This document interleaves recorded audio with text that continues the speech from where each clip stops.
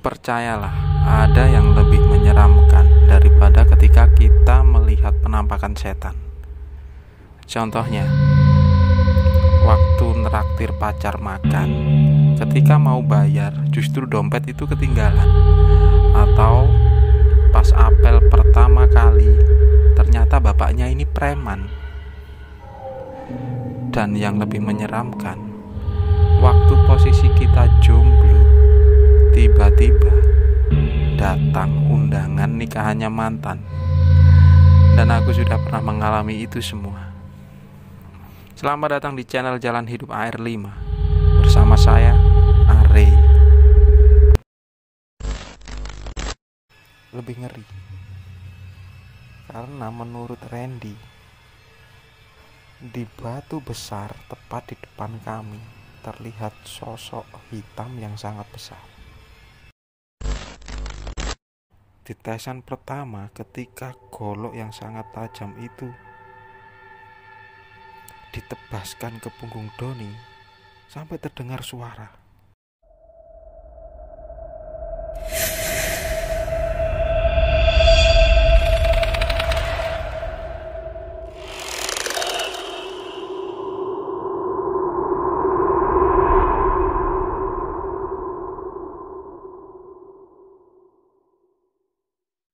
Assalamualaikum warahmatullahi wabarakatuh.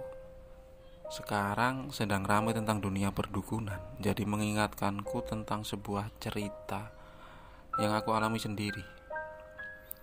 Suatu hari aku mengalami kecelakaan dari sepeda motor yang membuat kaki kananku tulang keringnya patah. Waktu itu untuk melakukan pengobatan secara medis butuh biaya yang sangat besar. Jadi aku memutuskan untuk pengobatan alternatif. Salah seorang teman mengajakku ke seorang dukun. Nah, dukun ini, beliau itu sering mengobati orang-orang yang seperti patah tulang atau kecelakaan. Nah, waktu itu aku diobati dengan cara dipijat. Setelah itu menggunakan ramuan, dan di akhir pengobatannya menggunakan media yang menurut beliau itu sebagai benda pusaka. Kesembuhan adalah tujuanku waktu itu. Setelah beberapa hari, buktinya kakiku kembali normal dan tidak mengalami sakit sama sekali sampai sekarang. Sesuatu yang sebenarnya di luar nalar. Pernah juga aku mengalami kecelakaan kerja. Waktu itu sampai tulang rusuk sebelah kanan yang paling bawah itu retak. Aku menggunakan metode pengobatan yang sama seperti yang ku alami sebelumnya. Bahkan di pengobatan ini harus menggunakan media susu. Beberapa jarum yang sangat kecil berbentuk seperti emas dimasukkan ke bagian tubuhku yang dekat dengan posisi tulang rusuk sebelah bawah. Sempat tidak percaya, tapi aku membuktikannya dengan sebuah kesembuhan. Tapi yang menarik dari dua orang yang menyembuhkanku waktu itu, mereka melakukannya terlihat dengan ikhlas, bahkan tidak mematok biaya sepeser pun. Aku hanya memberikan sesuai kemampuanku. Bahkan beliau berpesan seharusnya tidak memberikan apa-apa karena ini kamu terkena musibah. Berbeda dengan cerita yang aku alami setelah itu. Di tahun 2014, cerita tentang salah dukun ini aku alami. Waktu itu berawal aku mendapatkan tawaran dari salah seorang teman untuk bekerja sebagai security di sebuah perusahaan. Bukan hanya aku saja, dua temanku, si Doni dan si Randy pun mendapat tawaran yang sama. Waktu itu, aku dan kedua temanku ini sempat ragu karena kita tidak punya basic ilmu bela diri. Jadi kita sepakat untuk mencari cara untuk berjaga-jaga karena pekerjaan kita ini menyangkut di jasa keamanan. Nah, si Doni ini berinisiatif untuk, ya sudah, kita cari pegangan saja. Kita cari paranormal untuk sekedar mengisi badan.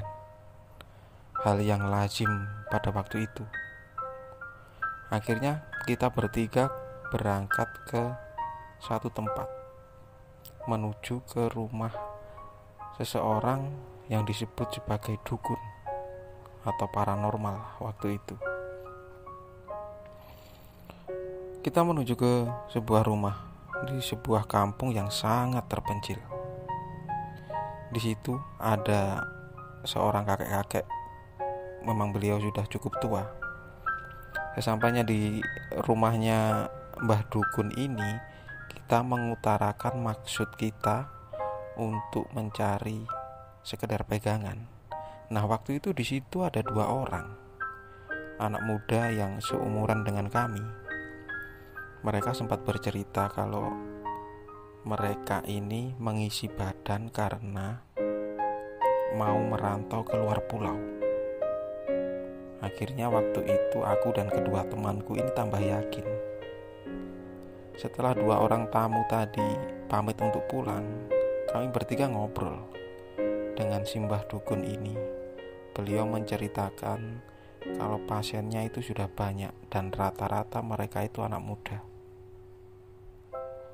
Kita mengutarakan maksud kita waktu itu. Beliau pun mengiyakan dan menyanggupi dengan syarat-syarat tertentu.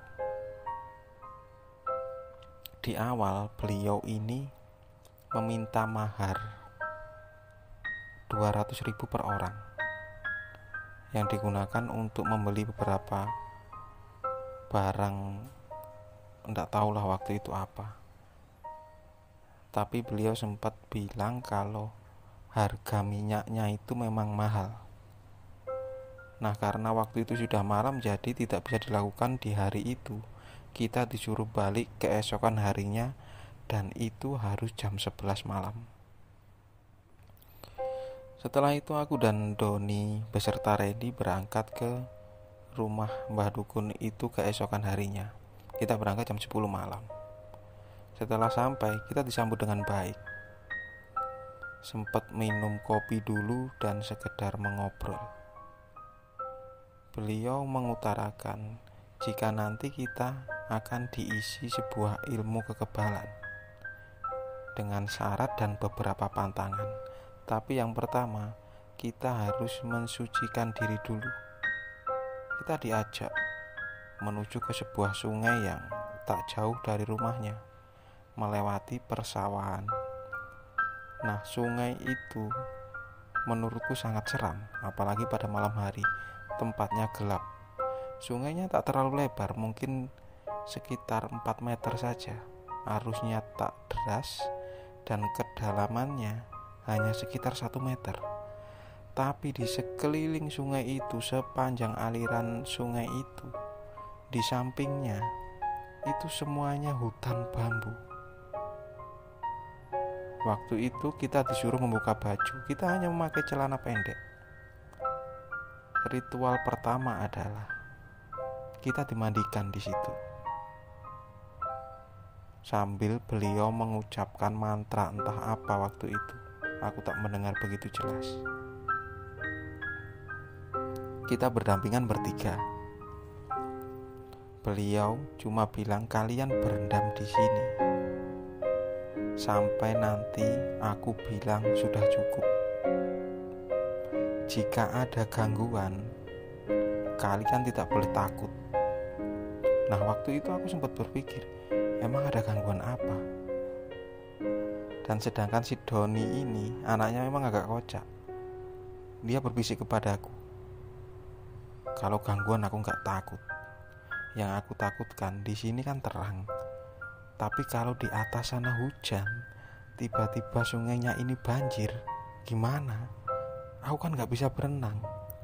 Nah, waktu itu si Randy yang mendengar Doni berbicara, dia tertawa. Dan Mbah Dukunnya ini mendengar si Randy tertawa ini, beliau marah-marah. Kalau kamu jangan bercanda di sini. Ilmu itu membutuhkan proses. Kamu harus mengikuti aturannya. Nah, si Randy ini langsung diam. Kemudian beliau ini, Mbah Dukunnya ini meninggalkan kami. Kami bertiga terpisah mungkin jaraknya sekitar 2 meter dengan aku yang paling belakang. Di tengah ada Doni dan di paling depan ada si Randy. Di situ kita disuruh mengamalkan beberapa kalimat yang menurut beliau itu sebuah amalan ilmu. Sambil berendam kita membaca kata-kata itu berulang kali. Dan setelah sekitar 5 menit, godaan itu datang. Waktu itu aku merasakan di sekitar kami berendam itu terdengar suara sangat ramai, sangat riuh ramai. Walaupun suaranya tidak jelas, tapi suaranya sangat ramai sekali. Tapi ketika aku membuka mata, suara itu hilang. Sedikit takut waktu itu. Tapi berbeda lagi dari cerita si Doni yang ada di depanku. Menurut dia merasa kalau di sekeliling mereka, tepatnya di hutan bambu sekeliling itu, seperti banyak mata yang memandang kami. Tapi sosoknya tak terlihat jelas. Sedangkan si Randy ini, dia merasa lebih ngeri. Karena menurut Randy, di batu besar tepat di depan kami terlihat sosok hitam yang sangat besar. Dan sosok itu terus melihat kami. Bahkan di sisi sebelah kanan kami, di samping pohon bambu, ada sebuah pohon. Nah, Randy ini melihat di pohon itu ada sosok yang menggantung, seperti orang gantung diri. Waktu itu Randy sempat berpikir untuk melarikan diri, tapi karena melirik kami berdua masih ada di belakangnya, jadi dia memutuskan untuk bertahan di situ. Sekitar 15 menit kami berada di sungai itu. Kemudian Mbah Dukun tadi kembali ke tempat kami. Beliau mengatakan, "Sudah cukup, sekarang ayo kita pulang." Kami berjalan pulang, beriringan. Aku di posisi yang paling belakang. Nah, ketika aku berjalan melewati persawahan itu, aku merasa ada seseorang seperti mengikutiku dari belakang. Tapi ketika aku toleh, tak ada siapapun di belakangku. Tapi ketika aku melangkah lagi, terdengar jelas ada seperti suara langkah kaki yang mengikutiku. Aku sedikit lari. Aku mendekat ke Doni yang berada di depanku. Setelah itu, tak lama kemudian kami memasuki kampung dan sampai di rumah Mbah Dukun tadi. Ritual berlanjut. Kami berada di sisi belakang rumah. Di situ kami disuruh duduk di tanah belakang rumahnya Mbah Dukun itu. Beliau mulai menyiapkan beberapa peralatan. Sebelumnya kami sempat dibaca-bacakan sesuatu dan aku gak ngerti apa yang dibacakannya waktu itu. Bacaannya itu dititipkan ke sebuah air dan berisi beberapa jenis kembang atau bunga, dan itu disiramkan ke kepala kami satu persatu. Setelah itu beliau masuk ke dalam. Ketika beliau keluar, beliau ini membawa golok sangat putih sekali, dan beliau ini mencoba mengetes dengan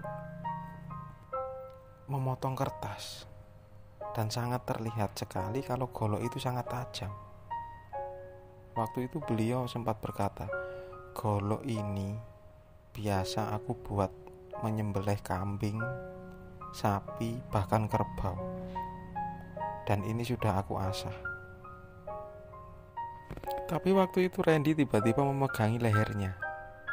Dan dia sempat bertanya, "Apa ngetesnya digorokkan ke leher, Mbah?" Dan Mbah Dukunnya ini membalas, "Ya enggak lah nak, aku coba teskan di punggungmu. Yang penting kamu harus yakin." Agak terjadi sedikit kekonyolan di kisah ini. Yang pertama berani dites itu adalah si Doni. Nah, si Doni ini dia memang sangat yakin waktu itu. Punggungnya diolesi sebuah minyak, dan minyaknya itu cukup wangi waktu itu. Aku sampai menciumnya walaupun jarakku cukup jauh dari si Doni. Nah, punggung Doni ini dilapisi dengan kertas. Di tesan pertama, ketika golok yang sangat tajam itu ditebaskan ke punggung Doni, sampai terdengar suara seperti pukulan benda tumpul. Tapi anehnya, kertas itu ternyata sobek seperti bekas tebasan. Ketika kertas itu dibuka, punggung Doni hanya tersirat seperti tanda merah. Dia tidak terluka.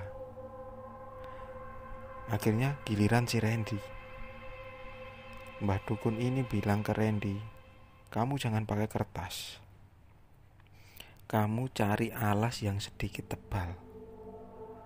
Nah, lucunya si Randy ini tiba-tiba mencari papan kayu yang tebalnya hampir 5 cm. Di situ Mbah Dukun ini marah-marah lagi. "Kamu ini jangan bercanda. Mana mungkin aku bisa menembus kulitmu kalau kamu pakai alas papan yang tebal seperti itu."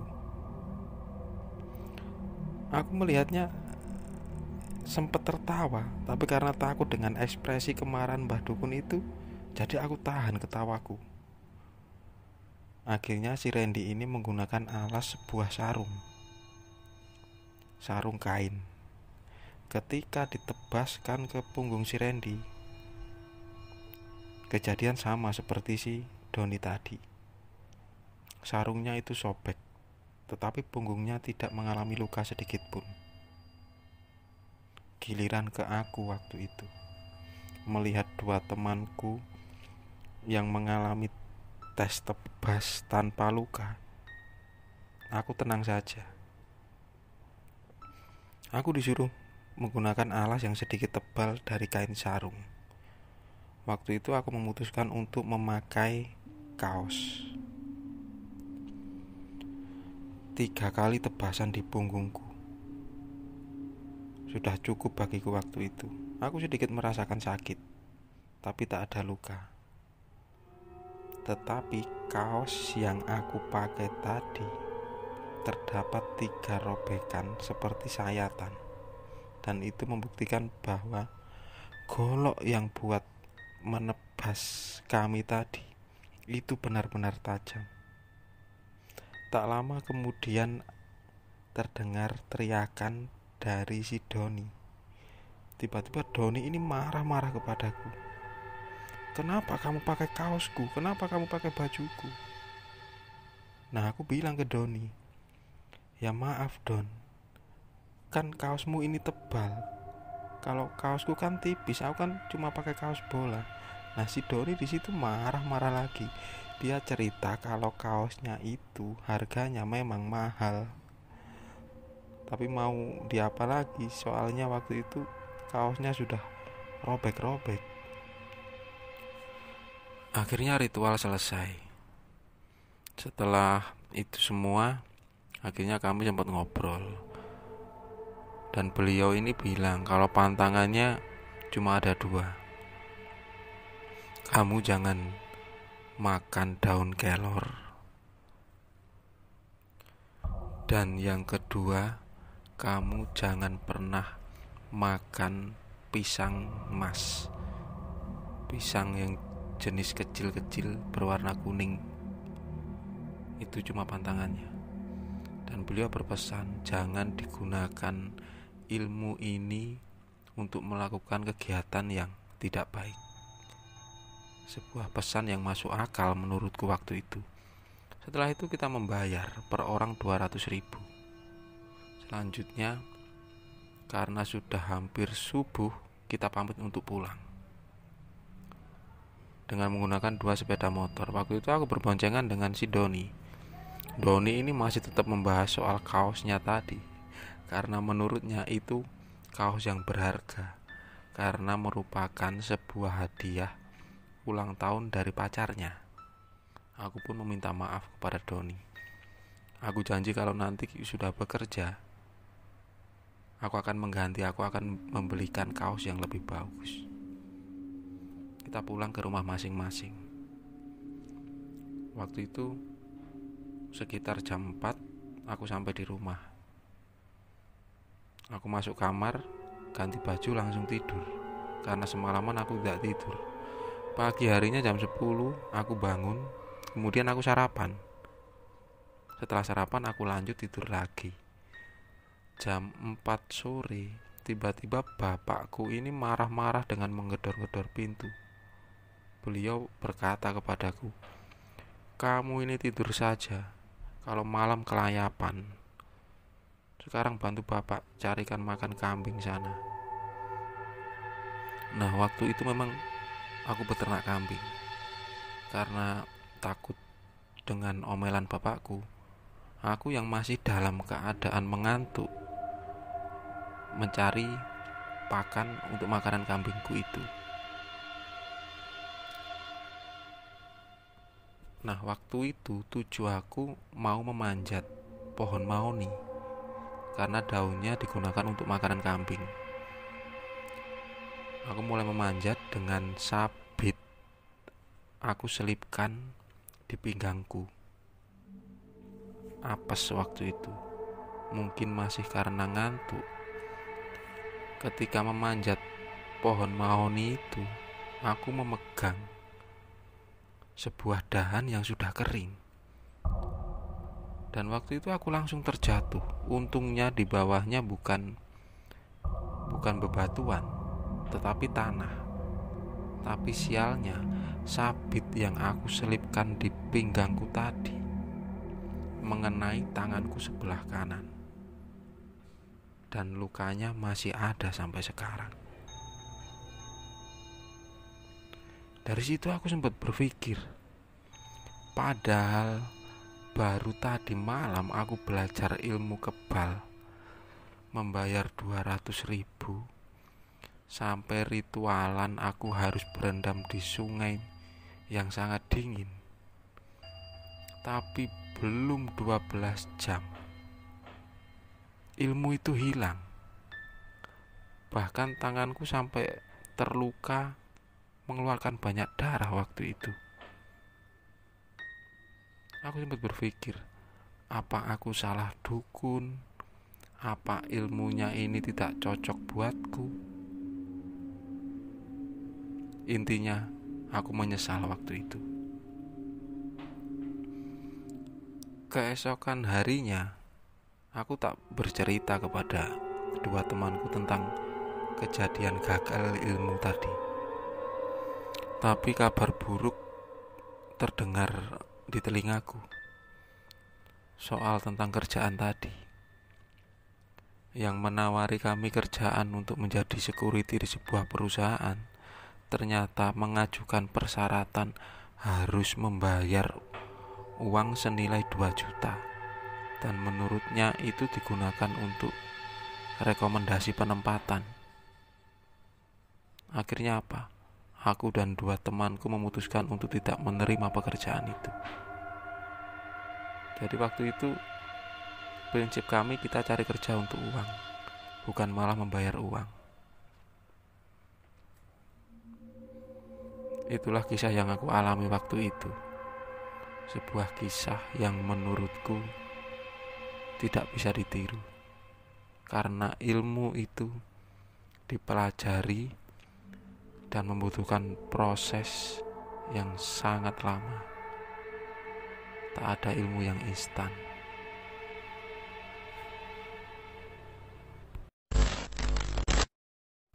Sedikit pesan dari cerita ini adalah, Setiap luka punya cerita, dan tingkat tertinggi dari ilmu adalah sebuah kesabaran.